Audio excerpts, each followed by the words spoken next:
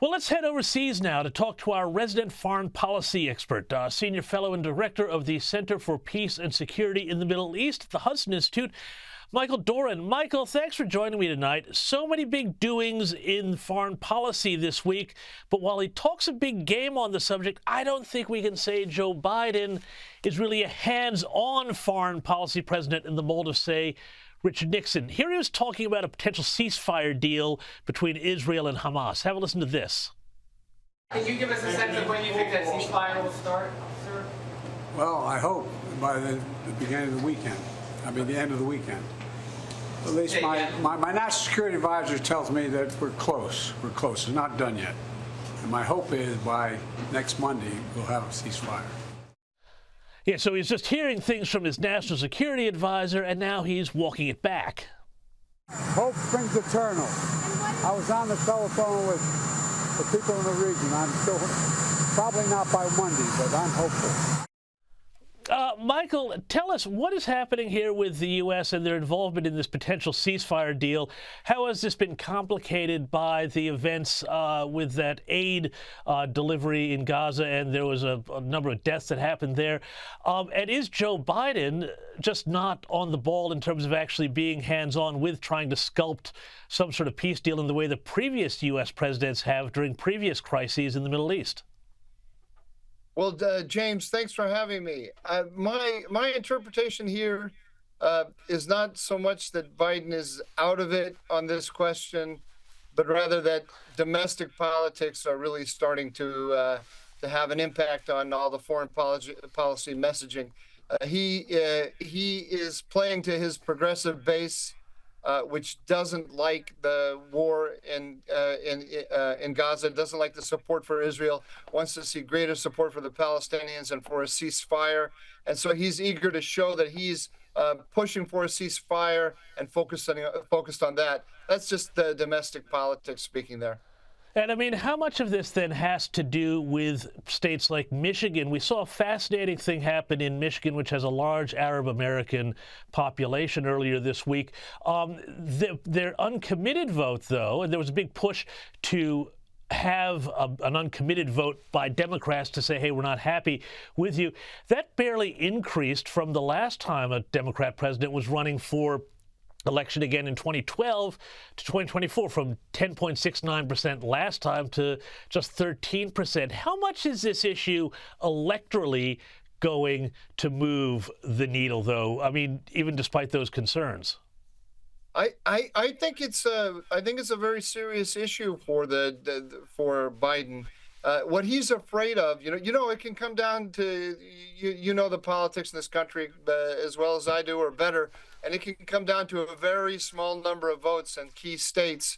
And they're very concerned that in Wayne County, which has a large Arab American population, that a lot of the voters won't even come to the polls in November.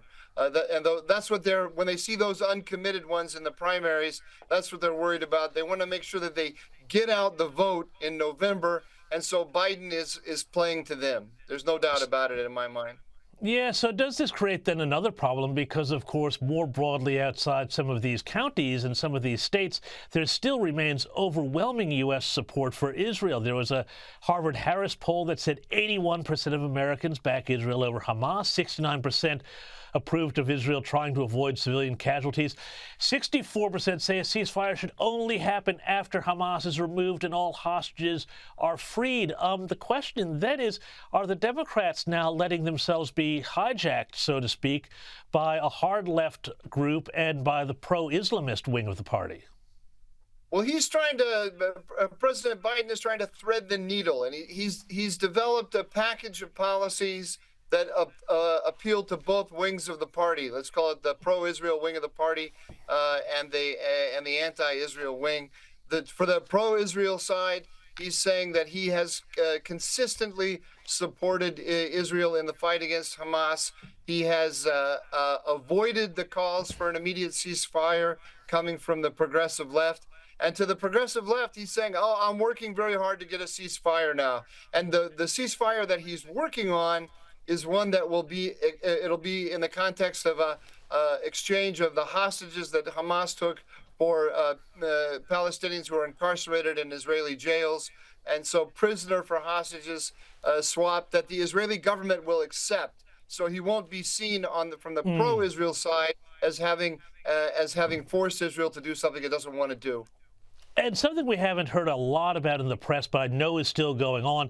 Where are things up to now in the Red Sea and with the Houthis? I've noted that there have been some tankers which have been hit and sunk. The communications cables are now under threat there. How much of a threat is this spilling back over again? It seems to have calmed down in the press, but has it calmed down in reality? Well, the ships are not going. The huge percentage of the global shipping that normally goes through the Suez Canal is not going through. The United States has, and its coalition partners, who are not very large, have not deterred the Houthis. They have taken a policy of purely defensive reaction to the Houthis. That is, when they see the Houthis are setting up to attack or have already attacked, they will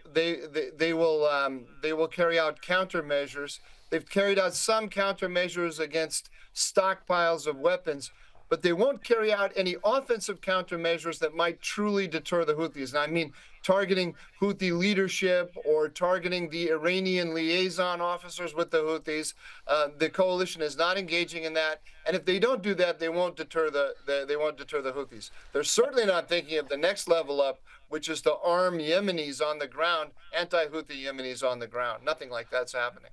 And finally, just if you could take us quickly through the big foreign policy differences between Donald Trump and Joe Biden. We keep talking about Joe Biden's foreign policy, but what would you expect would change on issues such as this if Donald Trump were to resume power in November? Well, I think this is precisely the kind of issue where we would see something different. And we have something to go by because we have the behavior of Trump when his 4 years in office. If we compare his 4 years in office to Biden's 3 years, we see that he was willing to carry out offensive countermeasures against groups like the Houthis, to kill Qasem Soleimani, the head of the Quds force of the IRGC, the Iranian group that was arming, training, and equipping all of these militias across the Arab world. Trump, he gets called by the mainstream media and in the international media as an isolationist. I think we saw that he's not isolationist. He wants allies to do more. He will actually become engaged in the world. He's not afraid to carry out military action. He doesn't want to get involved in new wars, but he will act to deter bad actors. And I think that's the big difference, is that there's something in the DNA of the Biden administration and of the Democratic Party today that is really not just against, it's not just anti-war, it's anti-deterrence. That's the difference. Mike Doran, fascinating stuff. Thank you so much for your time. Mike Doran from the Hudson Institute.